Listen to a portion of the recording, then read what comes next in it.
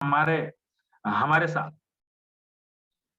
तब क्या होता है कि हम जो है हमारे इमोशंस गड़बड़ाते हैं, हमारा संतुलन गड़बड़ाता है शरीर का। और जब इलनेस काफी ज्यादा आप बीमार पड़ जाते हैं, अचानक बीमार पड़ जाते हैं, बहुत सारे लोग हमारे जो यहाँ भाई बहन आए हैं, वो सारे लोग कहीं ना कहीं वो इलनेस से तो जरूर गुजरे हैं, और इलनेस से गुजरे हैं, अपने शरीर के कुप्रभावों से जुड़े हैं, बहुत सारी बीमारियां से जूझे हैं।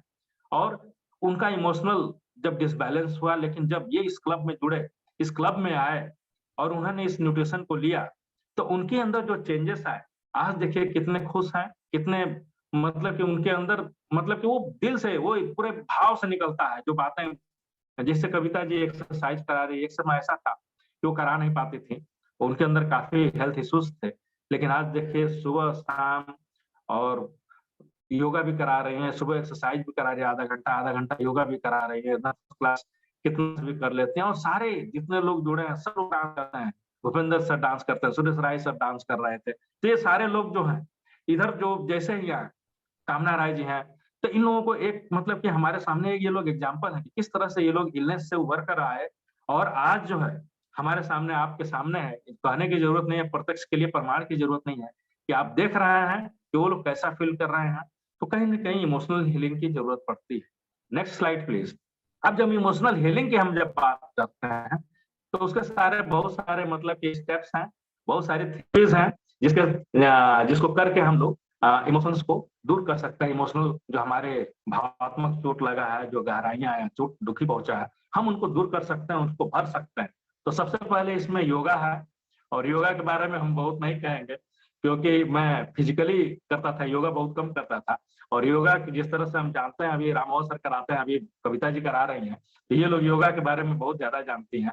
तो योग हमारे जीवन में जिस तरह योग करते हैं, कि योग का मतलब होता है जोड़, यानी कि आपके शरीर और मन दोनों का मिलन, दोनों जब आप साथ होकर जो चीजें आप करते हैं, वो एक योगा के तौर पे आता है। उसके बाद एक कर्टल थेरेपी आता है, हम लोग थोड़ा थोड़ा इस पर चर्चा करेंगे। उसके बाद एक प्राणिक हीलिंग सॉल्ट बात आता है, पहले हम लोग करते थे, इस पर भी हम चर्चा करेंगे। मूड थेरेपी, अलग अलग मूड जो होते हैं, वो थेरेपी भी हमारे इमोशनल हीलिंग में काम आता है। गाइडेड मेडिटेशन, जिस तरह से आप यहाँ भी ये मेडिटेशन करते हैं, ध्यान करते हैं, तो ध्यान जो है सॉरी, जो गाइडेड मेडिटेशन जो आप करते हैं, तो वो भी हमारे कहीं ना कहीं इमोशनल हीलिंग को आ, भरने में काम आता है। उसके बाद क्रिस्टल हीलिंग है, कई सारे पत्थर्स हैं, इनके बारे में हम थोड़ा सा चर्चा करेंगे। फिर हीलिंग एफर्मेशंस है, यानी कि आपका जो सकारात्मक पहलू है, जो सोच है, वो भी आपका इमोशनल हीलिंग में काम आता है। और ग्रेटिट्यूड, ग्रेटिट्यूड का मतलब कि आप कृतज्ञता हासिल करते हैं, थैंक यू किसी को कहते हैं, जिससे सुबह सुबह उठते हैं कि हे ईश्वर, आपने मुझे एक सुबह अच्छा सा धूप दिया हमको, इसके लिए हम आपके लिए धन्यवाद करते हैं। तो इस तरह की जो फीलिंग आती है ग्रेटिट्यूड, ये भी इमोशनल हीलिंग में काम आती है। Next slide please. सबसे पहले हम योगा थेरेपी की अगर बात करें, तो ये एक एसेंशियल है, और इसका कोई मतलब कि तोड़ नहीं है, ये तो स्पिरिचुअल डिसिप्लिन है। अब इसके बारे में कितना भी कहा जाए, ये हम लोग के लिए बहुत कम है, और उतना, लेकिन इसमें जो है कि प्राणायाम करते हैं हम लोग, यहाँ भी कराया जाता है आपको। चैंटिंग है, टाटका है, यौगिक मुद्रा है, कई यौगिक मुद्रा में, जैसे हम लास्ट में जब मैम कराती हैं या रामोद सर कराते हैं, तो वो ध्यान करते हैं, मेडिटेशन, तो उनके अलग अलग मुद्रा होती है, उन मुद्राओं पर भी हम चर्चा कर लेंगे थोड़ा सा। तो मैंने पहले ही कहा था कि बहुत ज्यादा योगा के बारे में मैं नहीं जानता, बस देखता हूँ और कर लेता हूँ। तो नेक्स्ट प्लीज। तो इसमें जो हम थोड़ा सा हम चर्चा कर लेते हैं कि 8 यौगिक मुद्राएं हैं। आप इसको देख सकते हैं, किसी भी एक मुद्रा बैठकर आप, ये तमाम ये मुद्राएं हैं, जैसे शून्य मुद्रा है, अपना मुद्रा है, गणेश मुद्रा है, करना मुद्रा है, वरदा मुद्रा है, भैरव मुद्रा है, ध्यान मुद्रा है, और ज्ञान मुद्रा है। ये 8 मुद्राओं में आप बैठकर योग करते हैं, और जब आप योग करते हैं इन मुद्राओं में बैठकर, तो आपको कहीं ना कहीं इससे सकारात्मक ऊर्जा प्राप्त होता है, और आपके इमोशनल फीलिंग होते हैं। ये डीपर मेडिटेशन की है। जब आप, बहुत सारे लोग जो है कि ध्यान में पहले जो साधु संत जाते थे, तो इन किसी न किसी एक मुद्रा में बैठकर करते थे, तो हमको किसी न किसी एक मुद्रा में भी योग करना चाहिए, मेडिटेशन करना चाहिए। Next slide please. और जो अगले जो योगा है, इसके बारे में हम लोग बहुत अच्छा परिचित हैं सभी लोग, और बचपन से कहीं ना कहीं हम लोगों ने किया है। ये सुपर ब्रेन योगा है, और आपको मैं बता दूं कि जापान में इस योगा को बहुत ज्यादा प्रिफर किया जाता है, कि हम लोग जो कान पकड़ के उठ के बैठ के, जो हमारे पहले के जो अध्यापक थे, या हम लोग भी कभी बच्चों को इस समय मारा नहीं जाता है, तो चलो कान पकड़ के उठ बैठ करो, तो 5 बार उठ बैठ करते हैं, कान पकड़ते हैं। तो जब हम कानों को इस तरफ पकड़ते हैं और ये यहाँ की जो नसें हैं, जब इनको हम कहीं न कहीं पकड़ते हैं जोर से, एक्टिव हो जाता है। इसको बहुत मतलब कि साइंटिफिक वे से है, इनको बहुत ज़्यादा समझने की ज़रूरत है, कभी आप लोग सर्च कीजिएगा। ये जापान में इस समय बहुत ज़्यादा चल रहा है, देखिए जापान जो है कि बहुत इंटेलेक्चुअल कंट्री है और वहाँ बहुत सारे लोग जो है कि क्या बताया जाए, कई प्रकार के कुंग फू में, लेकिन ये योगा जो है सुपर ब्रेन योगा इसको कहा जाता है। इसका नाम ही कान पकड़ के उठी बैठ के करवावत रहा और उन्हें देते हैं कि मास्टर साहब कान पकड़ो रहो, लेकिन इसका बहुत ज्यादा बेनिफिट है। हम कहीं ना कहीं जब पकड़ते हैं तो हमारे कान के द्वारा जो इसमें से नसें होती हैं, ये डायरेक्ट ब्रेन को जाती है, मैसेज जाता है, हमारा ब्रेन सक्रिय होता है और उससे जो ब्रेन सक्रिय होता है तो उसमें जो हार्मोन्स रिलीज होते हैं ब्रेन के द्वारा, ये हमारे लिए बहुत कारगर है और हमारे इमोशनल हीलिंग के लिए बहुत अच्छा लगता है। जब हम करते भी हैं तो और लोग देख के प्रसन्न भी होते हैं कि देखा कान पकड़ के उठ के बैठ के चलो जल्दी करो, और लोग देखते हैं तो आप किसी भी देखिएगा कि एक लोग अगर कान पकड़ के उठ बैठ कर रहा है तो और 4 लोग का चेहरा जो है मुस्कुराता हुआ नजर आता है, सब लोग देखता है। तो ये कहीं ना कहीं देखिए ये जो है कि आमने सामने वाली बात होती है। तो इस पर बहुत सारे रिसर्च हुए हैं और ये एक अच्छा चीज है।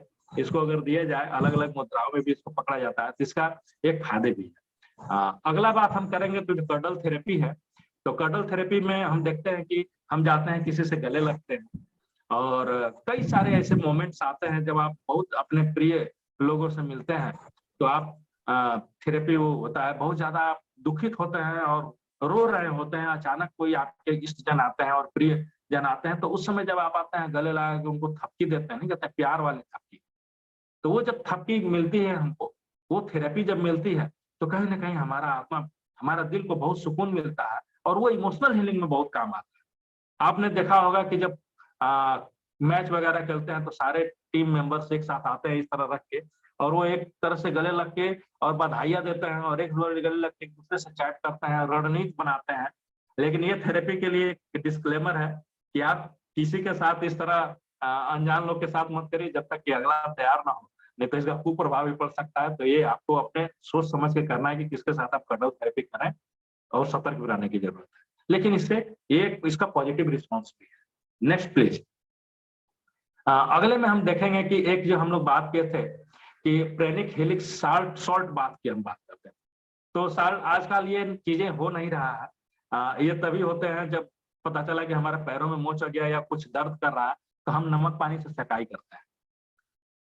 तो ये पहले हुआ करता था कि जब भी कोई, हमारे यहाँ हमारी परंपरा भी रही है कि जब भी कोई आगंतुक आते थे तो थाली में पानी लेकर हम लोग जाते थे, तो उसमें कई लोग उसमें नमक भी मिला लेते थे और उनको जब हम लोग जब पैर धोते थे तो उनको कहीं ना कहीं क्या होता था, उनको रिलैक्स मिलता था।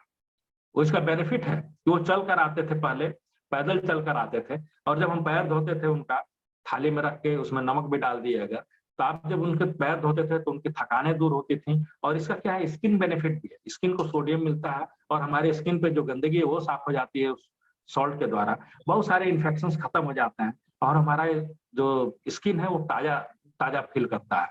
और इसके साथ साथ जैसे ही आप जब ये सॉल्ट बात करते हैं या पैर धुलते हैं, बहुत लोग स्नान भी कर लेते हैं, तो उससे हमारा एनर्जी लेवल बढ़ जाता है ना। और हम क्या होता है, जब थकानें दूर होती हैं और जब इस तरह से सॉल्ट का बात होता है तो हमारे स्लीप में बहुत ज्यादा अंतर होता है, हमारी नींद बहुत अच्छा आती है, नींद बहुत अच्छे आते हैं। तो जब सारे कुछ जब अच्छे होने लगेंगे, आपके स्किन अच्छे होने लगेंगे, आपको रिलैक्स फील होगा, आपके एनर्जी लेवल बढ़ जाएगा। आप अगर साउंड स्लीप मतलब कि अच्छा नींद लेते हैं तो ऑटोमेटिक आपकी हीलिंग जो है वो इमोशनल हीलिंग होने लगती है, आप सुधरने लगते हैं, आपकी थकानें दूर होती हैं, आप अच्छा महसूस करते हैं। Next slide please. इसके बाद आते हैं कि मूड थेरेपी। इसमें क्या है, एक लाफ्टर थेरेपी। आप लोग देखे होंगे कि कई सारे लगा जब लोग लगाते हैं तो लास्ट में हा हा हा हा हा हा हा हा हा करके हंसते हैं। तो जब आप हंसते हैं, कई सारे इसके ही है, जब आप हंसते हैं तो देखिए आपके मूड कितना अच्छा होता है। अक्सर जब भी कोई हमको दुखित मिलता है, दुख मतलब कि बहुत ज्यादा सैड फील मिलता है, तो हम लोग उसको उसका मूड चेंज करने का प्रयास करते हैं कि वो किसी तरह खुश हो जाए। हमको ख्याल है कि जब दोस्तों से हम लोग मिलते हैं तो भाई एक दोस्ती का अलग लैंग्वेज होता है, वहाँ कोई डिसिप्लिन नहीं होता है। तो एक क्या हुआ कि हम लोग के दोस्त का एक्सीडेंट हो गया, तो एक्सीडेंट हो गया तो अस्पताल में भर्ती था, हम लोग गए मिलने, बहुत बेचारा दुखी था। जब गए मिलने तो देखे, उसके बाद गाली देते हुए कहा, "अरे साला बच गई ले का?" हम लोग तो सोचे कि तुम पूड़ी खिला दोगे हम लोग को। अब उसके बाद उसका मूड चेंज हो गया, हँसने लगा, कहता साले तुम लोग खाने की पड़ी है, तुम लोग मरा रहे हो कि हम मर जाएँ। तो वो हमारा का ये इंटेंशन नहीं था, लेकिन उसको एक मूड चेंज करने का, वो जहाँ दुखी था हम लोग कहा, "अरे साला ये तो जिंदा है।" जब इस तरह की हम लोग बातें करते हैं, अभी तो जी रहा है, पूरी पूरी बच गया। तो ये हम मूड थेरेपी की बात करते हैं, कहीं न कहीं उसका मूड चेंज करने की बात करते हैं। उसी तरह कोरोना काल में भी एक हमारे मित्र थे, उन्होंने बड़ा जब उनको कोरोना हो गया तो अ, हमारे पे मैसेज किए व्हाट्सएप पे कि ऐसा है कि बहुत इस समय तबीयत ठीक नहीं है, वो अगर बच जाएँगे तो बाद में मिलेंगे, है ना? तो उसको हम 2-4 मतलब कि अपना भाई दोस्त था तो 2-4 गाली देते हुए फिर उसको फ़ोन किए। तो बताया कि यार हम कहा कि यार हमको तो लगा कि यार तुम जो है कि बात करो यानी कि ठीक हो। हमको लगा कि इस कोरोना काल में तुम भी निपट लोगे और सारी दुनिया से मुक्ति पा जाओगे। तो कहीं न कहीं इस तरीके से जब हम बात करते हैं दोस्तों से, तो वो हमारे मूड को चेंज करता है, लाफ्टर थेरेपी हँसता है और स्लीपिंग थेरेपी की बात करते हैं, जब आप एक अच्छी नींद लेते हैं, तो आपके सारे जो थकान है, सारे मूड है और वो दूर हो जाता है। आप जब सोकर उठते हैं तो अपने आप को बहुत ज़्यादा तरोताज़ा महसूस करते हैं। नेक्स्ट जो है एक गाइडेड मेडिसिन है मेडिटेशन है जिसकी हम बात करते हैं। Next slide please. The guided meditation technique है, ये आपको किसी मतलब कि एक गाइडेंस के तहत आप मेडिटेशन करते हैं। इसमें अलग-अलग तरह का टेक्निक होता है, मुद्राएँ होती हैं, तो ये बहुत अ, गहन अध्ययन वाला चीज़ है। और दूसरा जो है कि डांस मूवमेंट टेक्निक है, जो कि हम लोग सुबह और शाम दोनों समय होता है। अभी जैसे चल रहा था, सभी लोग अपने पास लगाकर अपने डांस कर रहे थे। तो ये जो है कि एक तरह से हमारे इमोशनल हीलिंग में काम आता है, डांस मूवमेंट का टेक्निक है। कोई यहाँ तो कोई टेक्निक नहीं है, यहाँ हमारा टेक्निक है, हम जैसे मन करेंगे वैसे डांस करें।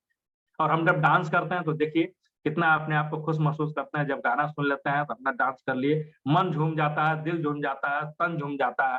और उसके बाद म्यूजिक एंड साउंड टेक्निक्स, आप जब योगा करते हैं, आप जब एक्सरसाइज करते हैं, साथ में म्यूजिक चलती है, सर कितना बढ़िया-बढ़िया गाना लगाते हैं और जब उस गाने को आप सुनते हैं तो ऑटोमेटिक आपका गाना ध्यान से कहीं न कहीं आपके माइंड के जो फ्रीक्वेंसी है, उन गाने की फ्रीक्वेंसी से मैच करने लगता है। और जब आप मैच करता है तो आप झूमने लगते हैं। और जब आप झूमने लगते हैं तो वो सारी जो पुरानी चीज़ें हैं, आप उनको भूल जाते हैं और आप एक नए ताज़गी के रूप में, एक नए फ्रेश, एक नए मूड के रूप में, एक नए तरोताज़ा होकर एक नए अवतार में आप सामने आते हैं और आपका जो है इमोशनल हीलिंग होता रहता है। आप उन दुखद पुरानी चीज़ों को भूलकर उभर कर सामने आते हैं।